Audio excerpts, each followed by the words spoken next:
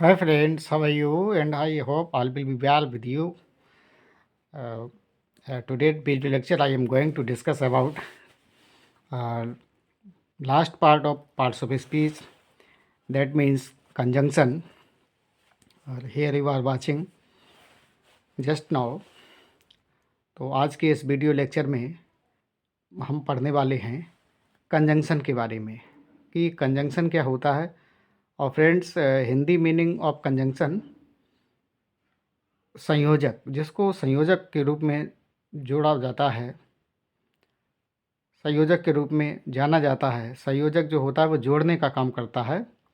तो यहाँ देखते हैं, conjunction is a word. Conjunction एक शब्द है विच इज़ यूज, जो कि प्रयोग किया जाता है, टू ज्वाइन वर्ड्स, शब्दों को जोड़ता है, सेंटेंसेस, वाक्यों को जोड़ता है, एंड फ्रेज, और वाक्यांश को जोड़ता है, टुगेदर, आपस में या साथ में। तो यहाँ देख रहे हैं राम एंड श्याम। राम एंड श्याम, तो राम और श्याम क्या है, वर्ड्स हैं। तो यहाँ कंजंक्शन एंड है, वो जोड़ रहा है राम और श्याम को। आगे देखते हैं he is poor but he is honest. तो यहाँ देखते हैं he is poor but he is honest. तो यहाँ पे दो, यहाँ पे हमारा कंजंक्शन क्या है, बट है, और यहाँ पे एंड है ना, दोनों को जोड़ने का काम कर रहा है। तो यहाँ देख रहे हैं कि ही इज पुअर, वह गरीब है, एक सेंटेंस हो गया। ही इज ऑनेस्ट, वह ईमानदार है, एक सेंटेंस ये हो गया। आगे देखते हैं इन द डे, ये फ्रेज हो गया, और इन द नाइट, या तो दिन में या तो रात में। तो कंजंक्शन क्या हमारा और है। तो जैसा कि डेफिनेशन में लिखा है वैसे ही यहाँ समझाने का प्रयास किया गया है कि शब्दों को जोड़ता है तो ये दो शब्द हो गए, सेंटेंसेस को जोड़ता है तो ये दो सेंटेंस हो गए, फ्रेज को जोड़ता है तो ये दो फ्रेज हो गए हैं यहाँ पे। आगे देखते हैं काइंड्स ऑफ कंजंक्शन। कंजंक्शन कितने प्रकार के होते हैं।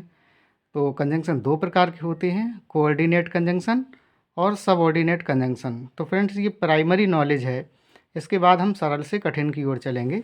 तो पहले आपको बेसिक नॉलेज दे रहा हूँ ताकि कंजंक्शन से रिलेटेड जो भी क्वेश्चन बनेंगे वो अब आपके एकदम से सही जाएं। तो कोऑर्डिनेट कंजंक्शन और सबऑर्डिनेट कंजंक्शन, ये कंजंक्शन दो प्रकार के होते हैं। तो कोऑर्डिनेट कंजंक्शन क्या है, तो यहाँ देखेंगे कोऑर्डिनेट कंजंक्शन क्या है। तो coordinate conjunction joins equal items, ये इक्वल आइटम को जोड़ता है, बराबर के आइटम्स को जोड़ता है, समान आइटम्स को जोड़ता है।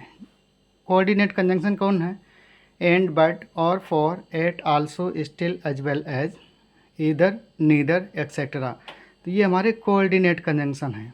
इसके बाद देखते हैं फ्रेंड्स सबऑर्डिनेट कंजंक्शन। आश्रित, सबऑर्डिनेट का मतलब आश्रित ऑर्डिनेट है ना। तो आश्रित संयोजक, जो भी आप कहना चाहें। जैसे subordinate conjunction does not complete it's meaning. तो जो सबऑर्डिनेट कंजंक्शन होते हैं वो अपना अर्थ पूरा नहीं करते हैं। It depend to another sentence, और यह दूसरे सेंटेंस पर निर्भर रहता है। टू कंप्लीट इट्स मीनिंग, अपना पूरा अर्थ देने के लिए दूसरे सेंटेंस पे इसको डिपेंड रहना पड़ता है। इसी वजह से इसको आश्रित संयोजक बोला जाता है, इसीलिए इसको सबऑर्डिनेट कहा जाता है ना। तो सबऑर्डिनेट कंजंक्शन कौन होते हैं, तो वो हैं if, because, since, before, though, although, that, who, when, which, whose, etcetera. तो ये हमारे सबऑर्डिनेट कंजंक्शन हो गए हैं। आगे देखते हैं, यहाँ देखते हैं काइंड्स ऑफ कोऑर्डिनेट कंजंक्शन। तो it is divided into 4 parts. तो हमारे कोऑर्डिनेट कंजंक्शन जो हैं यही हमारे कंपाउंड सेंटेंस बन जाते हैं, इसको ध्यान रखना है। और सबऑर्डिनेट कंजंक्शन जो होते हैं वो हमारे कम्प्लेक्स सेंटेंस का निर्माण करते हैं। तो काइंड्स ऑफ कोऑर्डिनेट कंजंक्शन, और ये अगर आपको चैप्टर समझ में आ गया तो आपके कंपाउंड और कम्प्लेक्स से संबंधित कभी भी कोई क्वेश्चन गलत नहीं होंगे। यानी कि सिंपल, कंपाउंड और कम्प्लेक्स सेंटेंस की बात हो रही है। तो coordinate conjunction equal to compound sentence, और subordinate conjunction equal to complex sentence, ये माइंड में रखेंगे। तो यहाँ देखते हैं पहला हमारा क्या है, कुमुलेटिव। कुमुलेटिव का मतलब होता है जोड़ों में प्रयुक्त होने वाले कंजंक्शन जो कि जोड़े में आते हैं। जैसे देखते हैं and, as well as, both, dot dot dot, and, not only, dot dot dot, but also, also, scarcely, hardly, followed by, when, no sooner dot dot dot than, whether dot dot dot और, though although dot dot dot yet, या comma. ये इसमें होता है, ये होता है cumulative conjunction में। इतना ध्यान रखेंगे, ये जोड़ों में प्रयुक्त होने वाले कंजंक्शन हैं। इसके बाद आगे देखते हैं एडवर्सेटिव विरोध सूचक कंजंक्शन। जैसे देखते हैं but, still, yet, however, however. इसके बाद never only, nevertheless, sorry, nevertheless and while. ये हमारे क्या हैं, एडवर्सेटिव कंजंक्शन हैं। जैसे यहाँ पे देखते हैं ही इज पुअर, वह गरीब है, बट ही इज हैप्पी, लेकिन वह प्रसन्न है। तो देखो वो एक तो गरीब है, तो गरीब प्रसन्न कैसे हो सकता है? तो यही एडवर्सेटिव कंजंक्शन का काम कर रहा है बट। कौन सा कंजंक्शन काम कर रहा है? तो ये हमारा बट कंजंक्शन काम कर रहा है। आगे देखते हैं ही डिड नॉट वर्क हार्ड, उसने कठिन परिश्रम नहीं किया। However he got good marks, फिर भी उसने अच्छे अंक प्राप्त किए। आगे देखते हैं ही इज वीक, वह कमज़ोर है। वाइल, जब while his sister is sharp, वह कमज़ोर है। वाइल, जबकि हिज सिस्टर इज शार्प, उसकी बहन है वो तेज है, इंटेलिजेंट है, कहने का तात्पर्य ये है। इसके बाद क्वेश्चन नंबर नहीं, सीरियल नंबर 3 देखते हैं अल्टरनेटिव कंजंक्शन। अल्टरनेटिव क्या होता है? चॉइस बताने वाले कंजंक्शन होते हैं। जैसे ईदर और, नीदर नॉर, एल्स, अदरवाइज, और एक्सेट्रा। जैसे आप देखते हैं डू और डाई, करो या मरो, है ना, अल्टरनेटिव है ना। आगे देखते हैं वर्क हार्ड, कठिन परिश्रम करो। अदरवाइज यू विल फेल, नहीं तो तुम फेल हो जाओगे। तो ये हो गया फ्रेंड्स हमारा अल्टरनेटिव कंजंक्शन। इसके बाद देखते हैं इलेटिव कंजंक्शन, परिणाम बताने वाले कंजंक्शन। एक बात ध्यान रखेंगे कि इस वीडियो को अगर आपको बेहतर समझना है तो आप असेंडिंग ऑर्डर में ही वीडियो देखें। सिंटेक्स से संबंधित फर्स्ट पार्ट देखें, सेकंड देखें, थर्ड देखें, और कॉपी पेन लेके इसको लिखते भी रहें। तो आपको कोई भी किसी भी यूट्यूबर का कोई भी नोट्स पैसे देके नहीं ख़रीदना पड़ेगा, क्योंकि ये जो सीरीज़ चल रही है ये 4-5 किताबों का निचोड़ है। और अगर इसको ध्यान से आपने देख लिया तो आपकी ज़िंदगी में जितनी परीक्षाएं होंगी उन परीक्षाओं में आप इंग्लिश में कभी मात नहीं खाएंगे। ये 100% की गारंटी है इस चैनल की। यहाँ देखते हैं एलेटिव, परिणाम बताने वाले कंजंक्शन। जैसे सो, देयरफॉर, फॉर, हैंस, ये हमारे परिणाम बताने वाले कंजंक्शन हैं। जैसे देखते हैं ही इज पुअर, वह गरीब है। सो ही कैन नॉट पे द फी, इस वजह से उसने फीस जमा नहीं कर पाई, गरीबी के कारण उसने फीस जमा नहीं कर पाई। तो कंजंक्शन जो सो है वो यहाँ पे परिणाम बता रहा है। इसके बाद देखते हैं माई फ्रेंड वाज इल, मेरा मित्र बीमार था। देयरफॉर, इसलिए ही डिड नॉट कम हियर, इस वजह से वो यहाँ पे नहीं आया, है ना। इतना ध्यान रखेंगे। और इसको अगर उल्टा कर देंगे तो फॉर आता है। जैसे he did not come here for he was ill, इस प्रकार से ये ऐसे आता है। आगे देखते हैं सबऑर्डिनेट कंजंक्शन। तो फ्रेंड्स आपने समझ लिया है कि यहाँ पे जो 4 कंजंक्शन की बात हो रही है, ये 4 कंजंक्शन पूरे हो गए हैं। इन 4 कंजंक्शन को यदि आपने समझ लिया तो आपका कोऑर्डिनेट जो कंपाउंड वर्ड होता है, कंपाउंड सेंटेंस, वो क्लियर हो जाएगा। इसके बाद देखते हैं सबऑर्डिनेट कंजंक्शन, जो कि कॉम्प्लेक्स सेंटेंस का निर्माण करता है। तो इसको देखते हैं। आगे देखते हैं सबऑर्डिनेट कंजंक्शन। जैसे देखते हैं ही did not walk, he can not walk, वह चल नहीं सकता। बिकॉज ही इज़ वीक, क्योंकि वह कमज़ोर है ना। तो ये सबऑर्डिनेट कंजंक्शन जो कि दूसरे पे आश्रित होता है। तो यहाँ देख रहे हैं कि ये हमारा प्रिंसिपल क्लॉज है और सबऑर्डिनेट क्लॉज है। 2 क्लॉज मिलकर के कम्प्लेक्स सेंटेंस का निर्माण करते हैं, है ना। आगे देखते हैं वी नो, हम जानते हैं, ये हमारा प्रिंसिपल क्लॉज हो गया। दैट गॉड इज़ ऑलमाइटी, हम जानते हैं कि गॉड है वो सर्वशक्तिमान है। तो यहाँ पे दैट के बाद ये हमारा सबऑर्डिनेट कंजंक्शन है, जो दैट यहाँ पे बिकॉज है। प्रिंसिपल क्लास जो कि हाईलाइटर लगाया गया है, ये प्रिंसिपल क्लास है, और बाकी वाला सबऑर्डिनेट क्लास है, समझाने के लिए किया गया है। अब सबऑर्डिनेट कंजंक्शन सोज एज, सबऑर्डिनेट कंजंक्शन जो होते हैं वो 9 प्रकार के होते हैं, तो इसको देख लेते हैं। यहाँ देखते हैं टाइम, टाइम, प्लेस, काज या reason, purpose, comparison, contrast, result, condition, manner, ये 9 प्रकार के होते हैं। अगर रीजन और काज को अलग अलग कर देंगे तो 10 हो जाएंगे, तो आप 9 ही मानिए, काज और रीजन एक ही बात होती है। तो यहाँ देखते हैं टाइम, टाइम में कौन कौन से कंजंक्शन काम में आते हैं, जैसे व्हेन है, बिफोर है, आफ्टर है, एज सून एज है, नो सूनर देन है, टिल है, अनटिल है, etc। ये हमारे कंजंक्शन कौन से हो गए, टाइम से रिलेटेड कंजंक्शन है। प्लेस वाले देखते हैं तो वेयर, वेर एवर, ये 2 कंजंक्शन हैं। काज और रीजन, जैसे बिकाज, एज, सिंस, ये काज और रीजन दर्शाते हैं। Purpose, that, so that, in order that, lest, कम से कम, या इन ऑर्डर दैट, ताकि, तो ये हमारे पर्पज वाले कंजंक्शन हैं। इसके बाद कंपेरिजन, जिसमें तुलना होती है, as as, dot dot, so as, than, etc, like भी होता है ना। और इसके बाद देखते हैं कंट्रास्ट, दो, आल दो, even if, how ever, etc, ये हमारे कंट्रास्ट कंजंक्शन है। रिजल्ट में सो, देयरफॉर, ये कंजंक्शन है।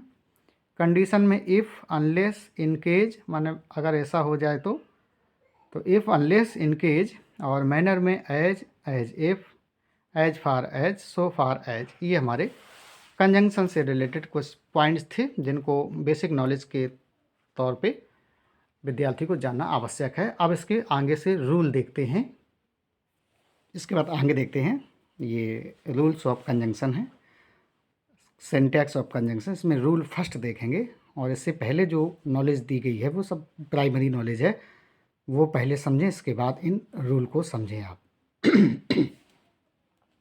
रूल फर्स्ट देखेंगे, conjunction and is use to add two statements while but shows contrast. एक बात ध्यान रखेंगे, जो हमारा कंजंक्शन एंड है ये क्या करता है, यूज टू ऐड, ये जोड़ने के लिए आता है, टू स्टेटमेंट्स, 2 वाक्यों को, वाइल जबकि, बट, जो बट कंजंक्शन है, सोज, वो क्या दर्शाता है, कंट्रास्ट दर्शाता है, जैसे Ram and Shyam help the poor, ठीक है।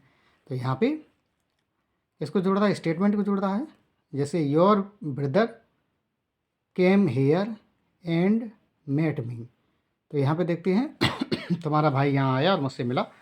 Your brother came here but he did not meet me, तो यहाँ बट जो है वो कंट्रास्ट दिखा रहा है कि वो आया तो यहाँ पे लेकिन वो मुझसे मिला नहीं। इसी प्रकार से रूल 2 देखते हैं।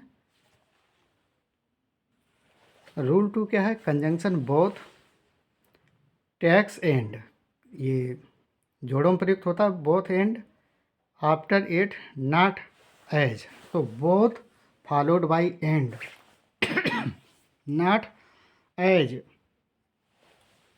जैसे देखते हैं both Ram and Shyam went there, तो आप देख रहे हैं बोथ फॉलोड बाई एंड, बीच में राम आया है ना, बाद में श्याम वेंट देयर, तो दोनों जोड़े में प्रयुक्त होते हैं।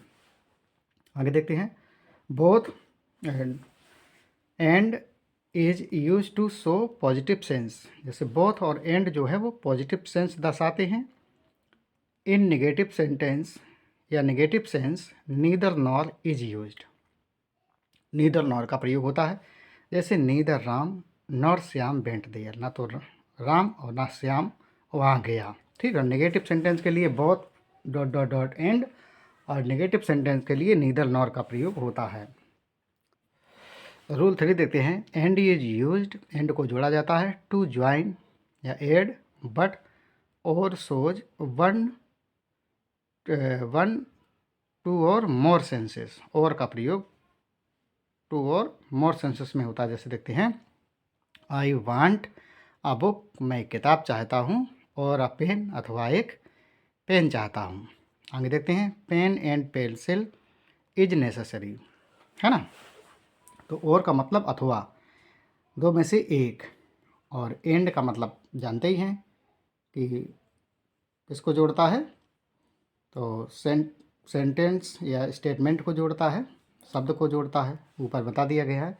आगे देखते हैं, और गिव्स मीनिंग, और जो है वो गिव्स मीनिंग बताता है, या तथा नहीं तो, ये इसके और के मीनिंग होते हैं, या तथा नहीं तो।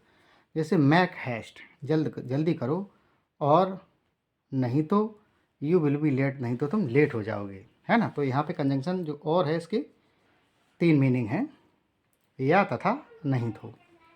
रूल 4 देखते हैं, ईदर और neither nor not only dot dot but also is use to join equal items, ये दोनों समान पदों को जोड़ने का काम करते हैं।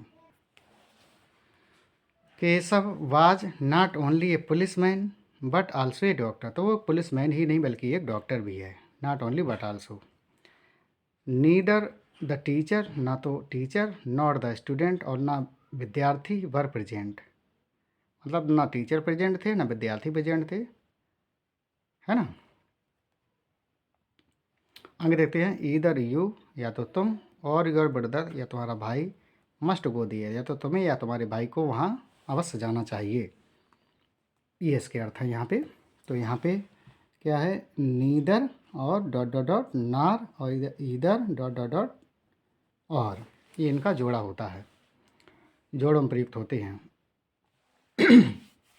आगे देखते हैं, rule 5, though is followed by yet not but. एक बात ध्यान रखेंगे कि दो कंजंक्शन है वो एट अपने बात लाएगा या कॉमा लाएगा, नॉट बट कभी बट नहीं लाएगा। Yet can be removed by comma, यदि कॉमा का प्रयोग कर दिया गया है तो आप एट का प्रयोग नहीं करेंगे, कॉमा का प्रयोग नहीं करते हैं तो एट का प्रयोग करेंगे। जैसे दो ही वाज पुअर, यद्यपि वह गरीब था, एट फिर भी ही वाज ऑनेस्ट, वह ईमानदार था, है ना। यहाँ देखेंगे, दो ही वाज पुअर, यद्यपि वह गरीब था, कॉमा देखो लगाया है, ऐट का प्रयोग नहीं किया है, तो दोनों एक ही बात है, चाहे ऐट का प्रयोग कर दें तो कॉमा ना लगाएं, और कॉमा लगा रहे हैं तो फिर ऐट का प्रयोग ना करें। ही वाज ऑनेस्ट, दोनों का अर्थ एक ही है। इसके बाद देखते हैं, no sooner is followed by than, no sooner is followed by than. जैसे देखते हैं, no sooner did he see the lion, जैसे ज्यों ही उसने शेर को देखा, देन ही रैन अवे, तभी वो क्या होगा, भाग गया, है ना। तो no sooner followed by than, और ये फ्रेंड्स यहाँ इन्वर्जन यूज है ना। आगे देखते हैं, रूल 7। रूल 7 क्या है, स्कैर्सली और hardly is followed by when not than. Scarcely hardly जो कंजंक्शन है वो अपने बाद वेन लाते हैं, ना कि देन का प्रयोग नहीं करना चाहिए। जैसे देखते हैं, ही हैड स्कैर्सली और हार्डली इंटर्ड द रूम, और ये फ्रेंड्स निगेटिव अर्थ देते हैं, हार्डली और स्कैर्सली जो है वो निगेटिव अर्थ देते हैं। ही हैड स्कैर्सली या और हार्डली इंटर्ड द रूम, मतलब मुश्किल से वो कमरे में पहुंच भी नहीं पाए थे। वेन हिज फादर केम, तभी उसके कौन आ गए, पापा आ गए, फादर केम, ठीक है। आगे देखते हैं, hardly had he gone to bed, मुश्किल से ही वो अपने बिस्तर पे पहुंच भी नहीं पाया था, ये सेंस है यहाँ पे।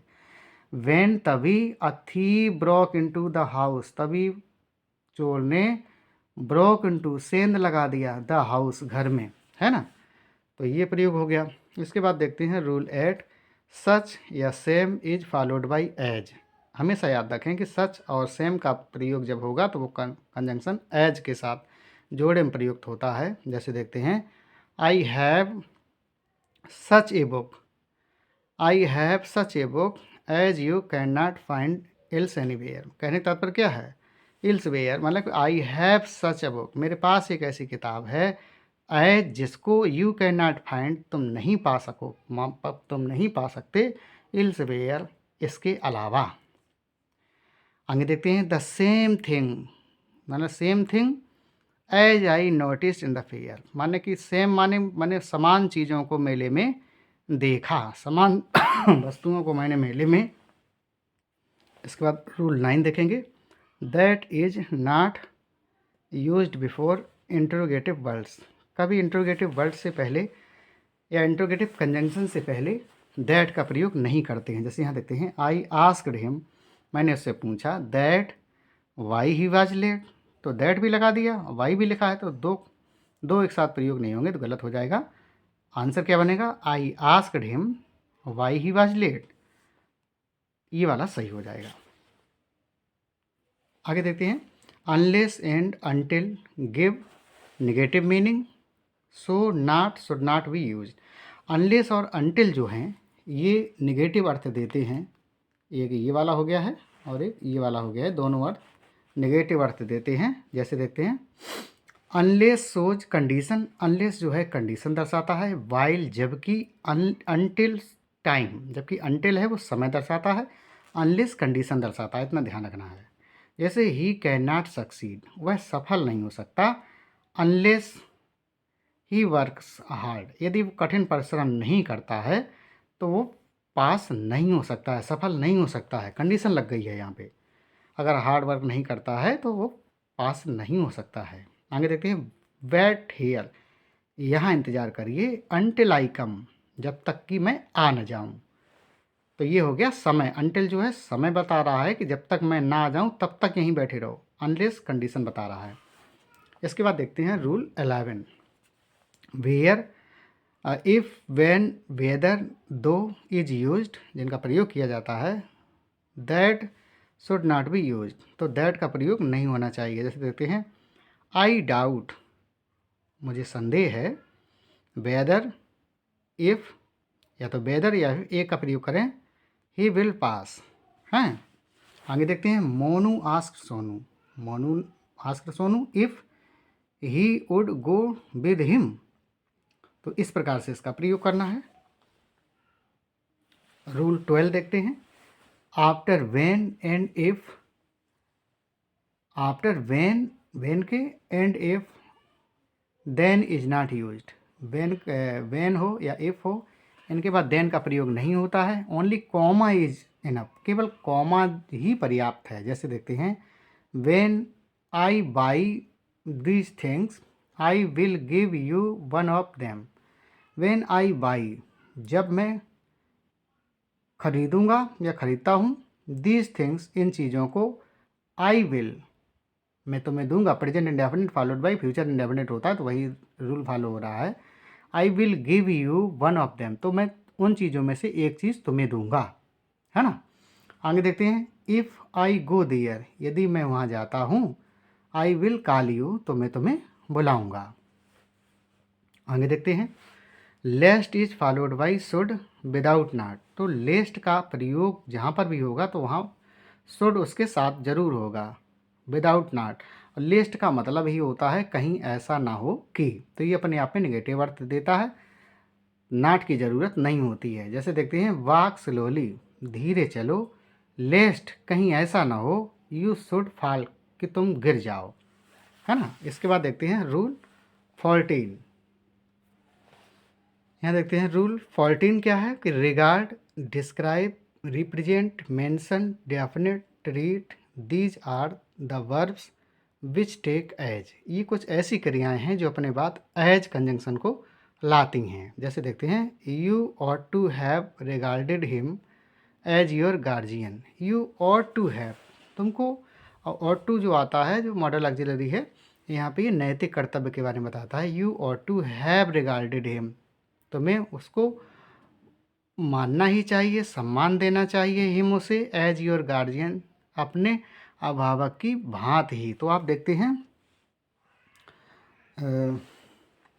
ये रिगार्ड है ना, तो यहाँ पर भी ये रिगार्ड आया है, तो रिगार्ड फॉलोड बाई एज हुआ। आगे देखते हैं, describe the matter as you see in the class, describe माने वर्णन करो, द मैटर, उस मामले का, एज जिसको, यू सी, तुमने देखा है, तुमने देखा हो, इन द क्लास, कक्षा में, क्योंकि ये इम्परेटिव सेंटेंसेस वजह से यू सी आया है ना, तो यहाँ कोई दिक्कत नहीं है। तो आप देख रहे हैं कि यहाँ पे डिस्क्राइब, ये देखो लिखा है डिस्क्राइब, तो डिस्क्राइब फॉलोड बाई एज, ये वाला। और इसके बाद देखते हैं, नोट में क्या है, but, name, call, think, consider, do not, take as, लेकिन ये क्रियाएं ऐसी हैं जैसे नेम है, किसी को नाम बुलाया, कॉल, थिंक, कंसीडर, ये अपने बात एज नहीं लेती हैं। जैसे I think him a silly fellow, तो यहाँ पे आपने एज का प्रयोग नहीं देखा। यू कॉल मी राहुल, हाँ तो मुझे राहुल बुला सकते हो।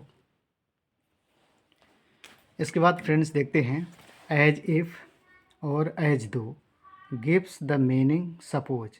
एज इफ़ और एज दो का प्रयोग मानो की होता है। It gives the sense of condition, यह शर्त की सेंस देता है। और इमेजिन, या शर्त की या कल्पना की बात होती है। In the past conditional tense, जैसे देखते हैं ही टॉक्स एज इफ, वह बात करता है एज दो या एज इफ मानो कि ही वर मैड, तो यहाँ पे ही के साथ वर आया है पास्ट सेंस में, ना कि वाज, क्योंकि ये इमेजिन और कंडीशन को दर्शा रहा है। ब्लैंक इमेजिनेशन है कहने का तात्पर्य है। सी वॉक्स, वह चलती है, एज इफ मानो कि या एज दो, हाँ एज दो सी वर फेरी, की वो एक परी हो। इस प्रकार से आगे देखते हैं 16 number. Suppose and if do not use together, suppose और इफ़ का प्रयोग एक साथ नहीं होता है। जैसे देखते हैं supposing the principal comes you will be find, यदि प्रिंसिपल आ जाते हैं तो तुम्हारे ऊपर जुर्माना लगाया जाएगा, है ना। तो आगे देखते हैं सपोज इफ़, तो देखो सपोज और इफ़ द फादर कम्स, यदि पिताजी आते हैं, यू विल बी स्कॉल्डेड, तो तुम्हें डांटा जाएगा। तो सपोज के साथ इफ़ का प्रयोग नहीं होगा, तो ये वाला सेंटेंस गलत हो गया है। आगे देखते हैं rule 17। After conjunction as so is not used, only comma is used. तो यहाँ पे जब भी एज का प्रयोग हो तो सो का प्रयोग नहीं करना चाहिए, केवल कॉमा लगाना चाहिए। जैसे देखते हैं as I am not feeling well, as क्योंकि I am not feeling well, मैं अच्छा फील नहीं कर रहा हूँ, so I shall not be able to attend college. तो यहाँ पे ये गलत हो गया है, क्योंकि सो जो है वो एज को सो से दर्शा दिया गया है। तो यहाँ रूल कह रहा है कि सो के साथ एज का प्रयोग नहीं करना है। आगे देखते हैं I am not feeling well, मैं अच्छा महसूस नहीं कर रहा हूँ, I shall not be able to attend college, ये वाला वाक्य सही हो गया है। आगे देखते हैं रूल 18। तो रूल 18 क्या कहता है when since is used as a conjunction, जब सिंस का प्रयोग कंजंक्शन की बात हो तो फॉलो द क्लू, तो आप इस क्लू को फॉलो करें। Present perfect tense plus simple past tense. जैसे देखते हैं यहाँ पे 5 years पास्ट, 5 सालें गुजर गईं, since my brother has met, तब से मेरा भाई नहीं मिला है, तो ये गलत हो गया है। तो यहाँ फॉलो किसको करना है, प्रेजेंट परफेक्ट टेंस को। जैसे देखते हैं 5 years हैव पास्ट, अब ये देखो फॉलो हो रहा है। सिंस माई ब्रदर मेट, है ना, ये पास्ट टेंस हो गया है, तो माई ब्रदर मेट, मीट का मेट हो गया है, तो ये वाला सेंटेंस सही है, ऊपर वाला गलत हो गया है। इसके बाद देखते हैं आगे वाला रूल 19 है और इसी को लास्ट कर रहे हैं यहीं पे। बिकॉज एज सिंस सो, मतलब ये सारे ही कंजंक्शन है, बिकॉज भी कंजंक्शन है, एज भी कंजंक्शन है, सिंस भी कंजंक्शन है, सो ये सब कंजंक्शन है। तो ये क्या दर्शाते हैं, रीजन दर्शाते हैं। ये बहुत इंपॉर्टेंट मैटर है। एज एंड सिंस, एज और सिंस का जो प्रयोग है आर यूज्ड, प्रयोग किया जाता है इन फर्स्ट क्लास, पहले उपवाक्य में इनका प्रयोग किया जाता है। वाइल, जबकि बिकॉज इज यूज्ड, बिकॉज का प्रयोग किया जाता है सेकेंड और थर्ड क्लास, सेकेंड क्लास और थर्ड क्लास में बिकॉज का प्रयोग किया जाता है। इस बात को ध्यान रखेंगे। जैसे देख रहे हैं एज ही इज वीक, क्योंकि वह कमज़ोर है, ही शुड टेक रेस्ट, तो उसको क्या लेना चाहिए, आराम लेना चाहिए। तो देखो एज शुरू में ही आ गया। सिंस देखते हैं, सिंस ही इज पुअर, चूँकि वह गरीब है, he can not by a book, वो एक किताब नहीं खरीद सकती, है ना, नहीं खरीद सकता। तो यहाँ पे देखते हैं सिंस और एज का प्रयोग शुरू में हो गया है। जैसे देखते हैं ही इज़ नॉट हैप्पी, वह प्रसन्न नहीं है, बिकॉज क्योंकि ही इज़ इन ट्रबल, क्योंकि वो मुसीबत में है ना। तो आप इसको समझ गए होंगे। और कंजंक्शन से रिलेटेड जो क्वेश्चन है वो यहीं समाप्त हो रहे हैं, जितने रूल थे मैंने बता दिए हैं। शायद ही आपको ये वीडियो अच्छा लगा होगा, और कमेंट बॉक्स में कमेंट करके ज़रूर बताएं यदि आपको कुछ गड़बड़ लग रहा हो या आपको समझ में नहीं आ रहा है तो ज़रूर बताएं। चैनल को ज़्यादा से ज़्यादा लाइक करें, शेयर करें, सब्सक्राइब करें। आपका दिन मंगलमय हो।